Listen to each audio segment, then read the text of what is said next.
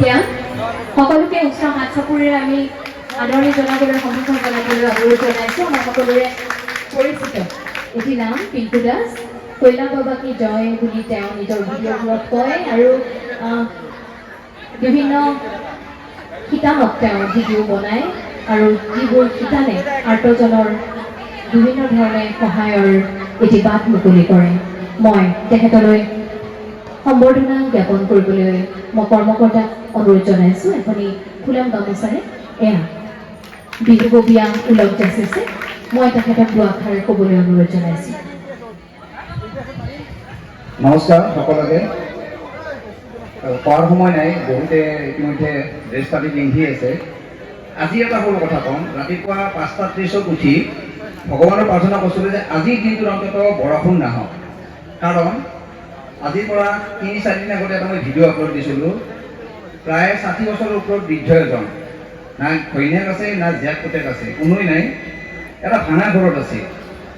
বৰষুণ আহিলে একদম পানী ভিতৰত সোমাই যায়।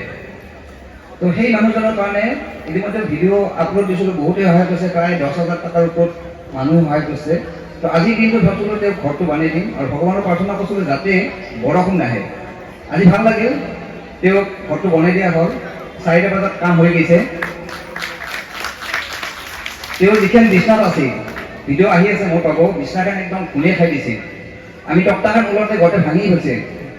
তাৰপিছত এই বিছনা এখন দিছে, যে কালেকশ্যনৰ পৰা বিছনা তুলি গাৰু এনেকৈ দি দিছে। আজি তেওঁ বিছনাত বাগান দি আছে। অলপ আগতে ফোন কৰিছিলোঁ, বাগান দি আছে। 8 বছৰৰ পিছত তেওঁ এটা ভাল ঘৰৰ তলত, ভাল বুলি নকওঁ, মানে ভাল চালিৰ তলত ঘুমাব পাইছে। 6টা 4টাত ফোন কৰোঁতে কৈছে যে ঘুমাইছেহি আজি। তো এইখিনি আপোনালোকৰ কাৰণে হৈছে। মই খালি ভিডিঅ' এটা আপলোড কৰোঁ, আপোনালোকে সহায় কৰে, যাৰ ফলত এজন দুখীয়া মানুহৰ সহায় হয়।